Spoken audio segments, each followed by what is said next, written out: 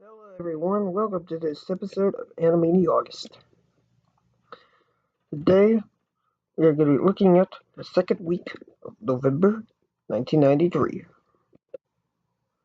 First up is Critical Condition, starring a parody of Siskel Ebert and played Slappy Squirrels cartoons that were included on the release of a new Looney Tunes Laserdisc collection.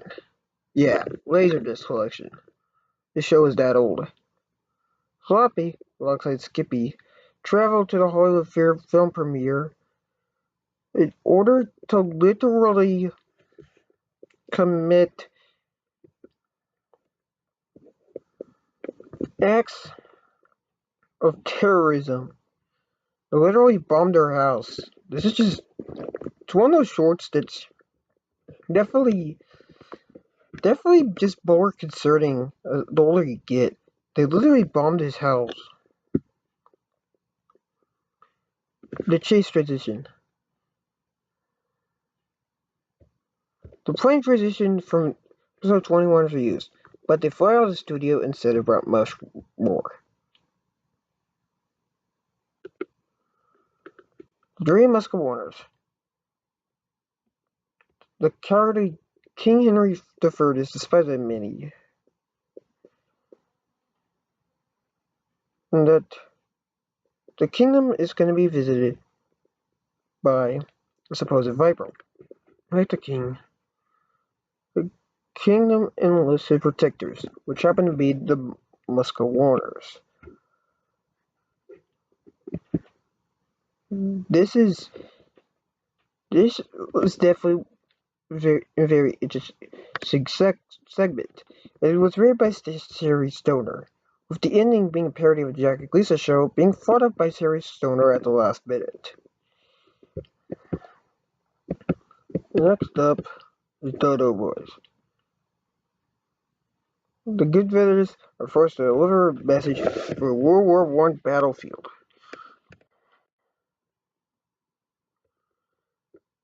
Notably, one of the many army men resembles the younger Mr. Plotz. Although, it's as his character model was used several times, this is probably not supposed to be the CEO himself. And also, this cartoon implies that Bobby nor Pesto are literate and can read. Boot camping. The Warners head for summer camp, but actually lead into a boot camp with an angry sergeant to boot.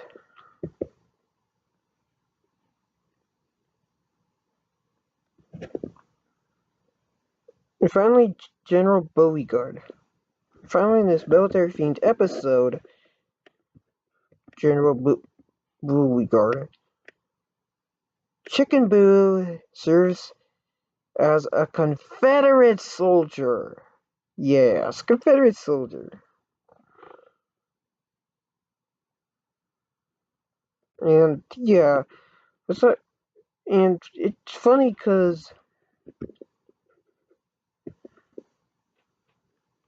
it because one of the colonel of the Confederate Army in this cartoon is named Colonel Sanders, and I'm and yeah, I'm surprised that he didn't cook him into chicken fingers like the Kentucky Fried Chicken man.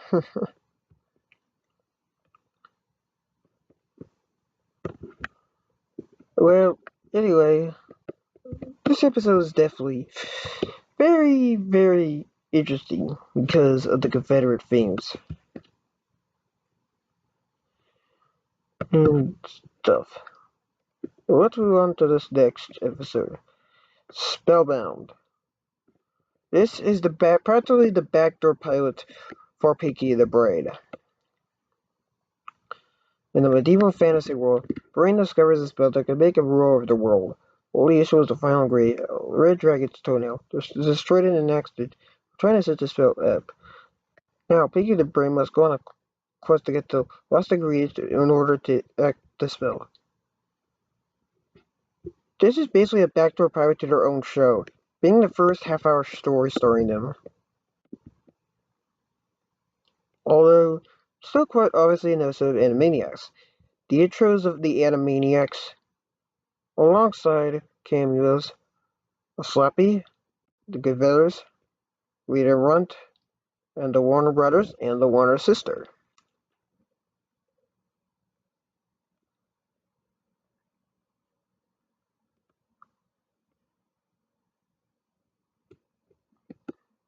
Oh no, it's definitely interesting, albeit it is quite obviously a backdoor pilot to what would later become the Pinky and the Brain spinoff. This episode is definitely one of the most important episodes for that reason, as it'll lead it to be spun off into the Pinky the Brain show itself.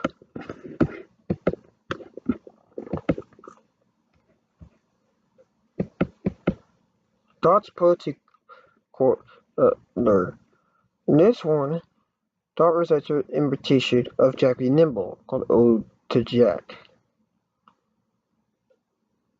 Then we get to another good idea, bad idea. Good idea, cleaning up litter. Bad idea, cleaning up kitty litter. Next up, ironically, is a cartoon called Spin-Lift Kittens. Rita and Run are at a French restaurant. A kind lady gives treats to Rita and Run, who are hiding under a table. Rita and Run's cover gets got blown, but when Run steals a sheet in the alley, Rita and Run hide in a garbage pail.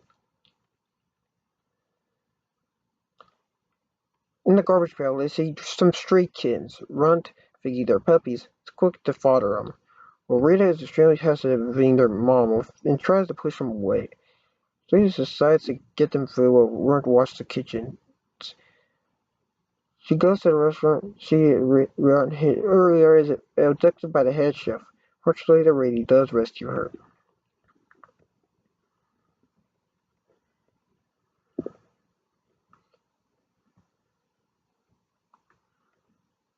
It's also notable for having a cameo of Pete the Brain.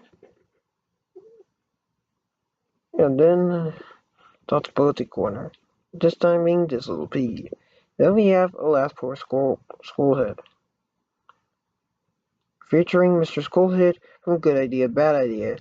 In, in one of his probably only appearances in a Tokyo Illusion animated short. Mr. Skullhead plays the role of Yorick from Hamlet. Well, Dot translates the Shakespearean English from Yakko Wacko.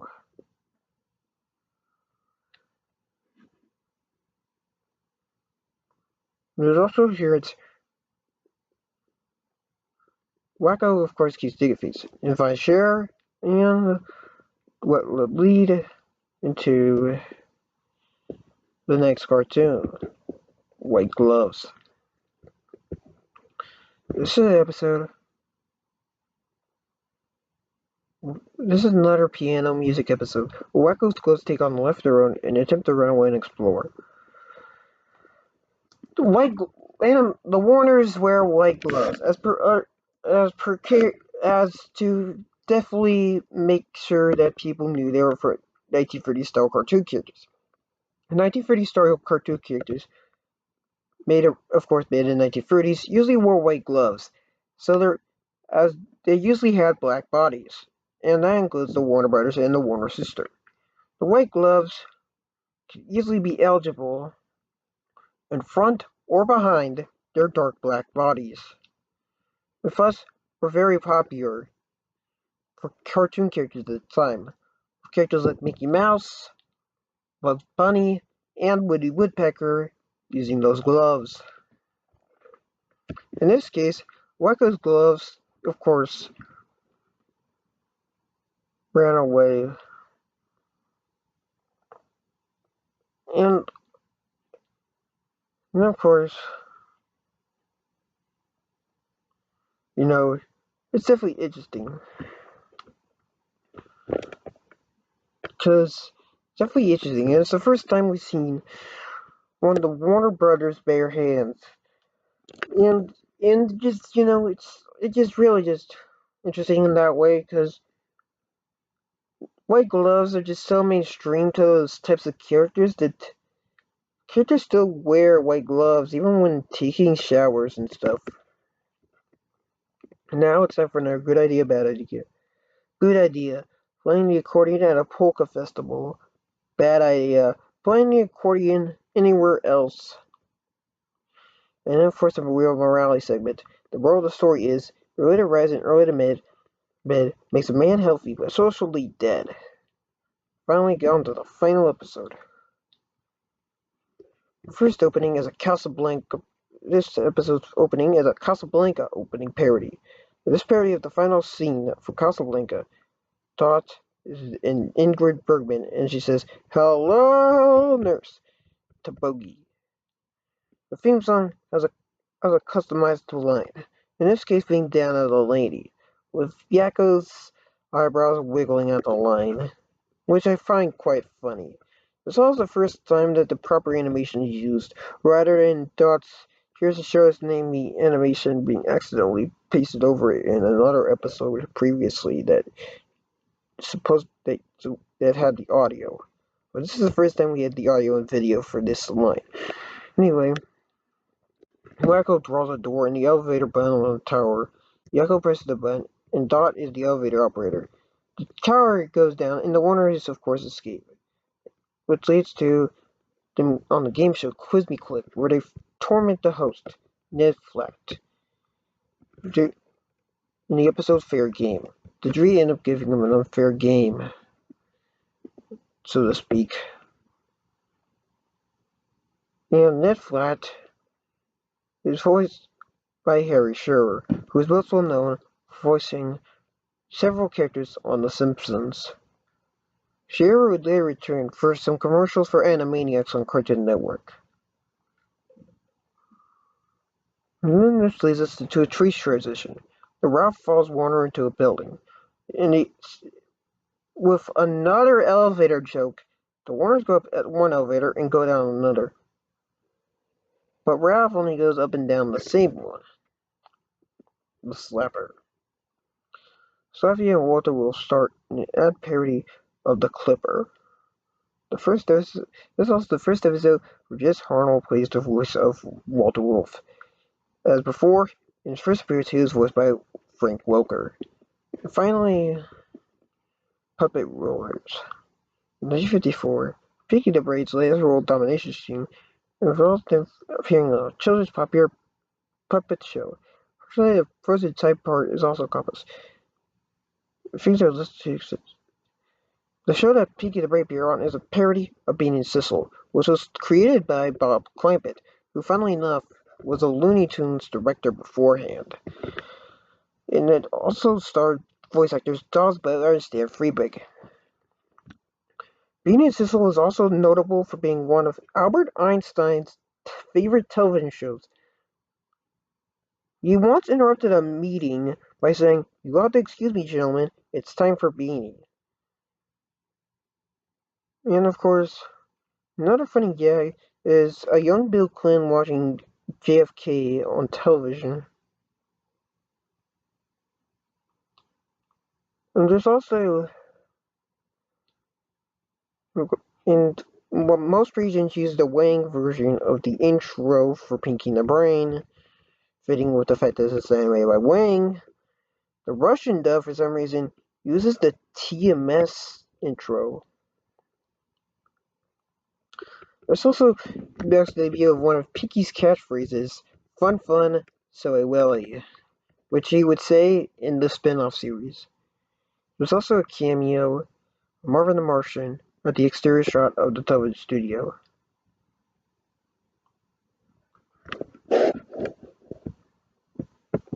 The puppet roles would later appear in an episode of the spin-off proper.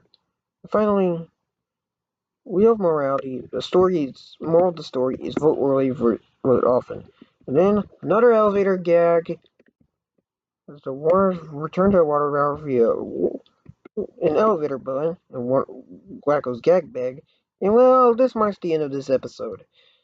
The reason why it's 15 minutes to 30 is that the last two episodes are the same day. See you later.